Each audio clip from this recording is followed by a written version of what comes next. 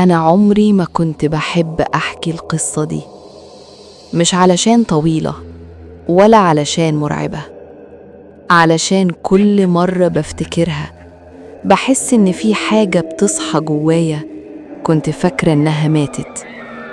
اللي هقوله دلوقتي حصل لي أنا، ومش طالبة من حد يصدقني.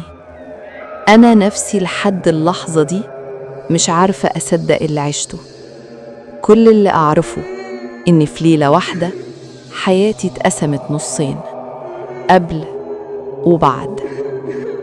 البداية من حوالي سنة حصلت بيني وبين أهلي مشكلة كبيرة، وقررت أسيب البيت كام يوم. ما كانش قدامي غير شقة خالتي القديمة.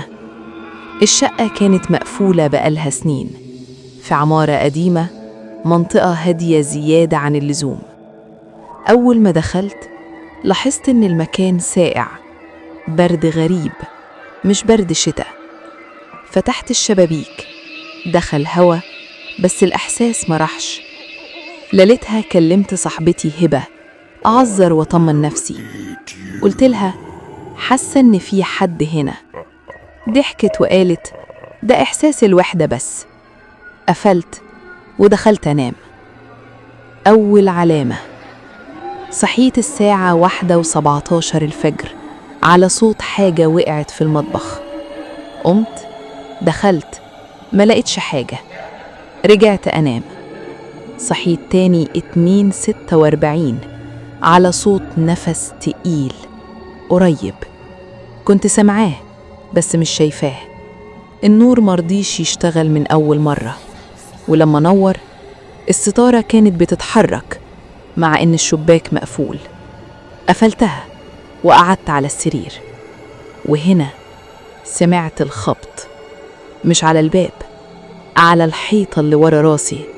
خبط بطيء منتظم، كأنه حد بيعد 1 2 3. وقف، وبعده سمعت همس بينادي باسمي. قفلت أوضتي بالمفتاح وكلمت هبة. الخط كان مشوش، وقالت لي جملة واحدة لحد دلوقتي بتأشعرني: انتي شغالة النور؟ قلت أيوة. قالت اقفليه. قفلت. الغلطة الأكبر، الظهور في الضلمة. الصوت قرب، خطوات لفت حوالين السرير. أنفاسه كانت قريبة قوي، كأن حد واقف فوق دماغي.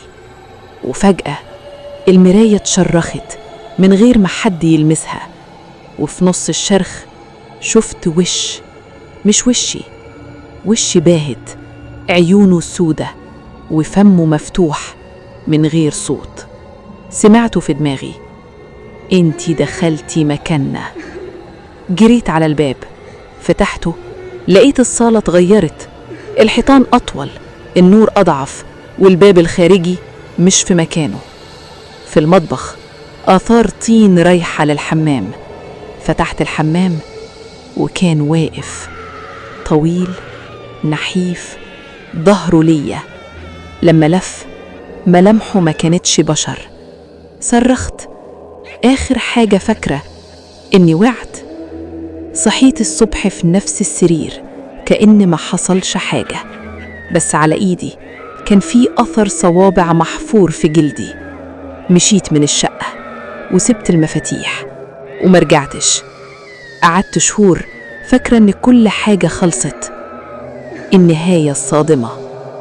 من أسبوع صحيت لقيت موبايل في إيدي على تسجيل صوتي الساعة 3:03 الفجر.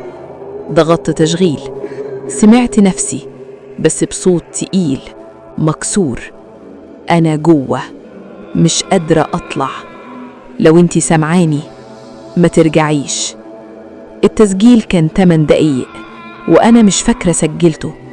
وفي آخره كان في صوت نفس قريب من المايك، وبعده الجملة: الدور جاي على اللي سامع.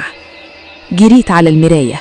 وشي كان عادي، بس انعكاسي كان واقف ورا نفسي، مش بيتحرك بس مبتسم. وسمعتها بتهمس: انتي فاكرة انك اللي بتحكي القصة؟ ومن الليلة دي كل مرة أفتح الموبايل ألاقي تسجيلات جديدة بصوتي أنا مش فاكرة سجلتها، وكل تسجيل بينتهي بنفس الجملة: إحنا مش بنظهر غير لما حد يسمع. علشان كده لو أنت لسه سامعني دلوقتي بص وراك، مش علشان أخوفك، علشان أنا سمعت القصة دي قبل كده بنفس الصوت.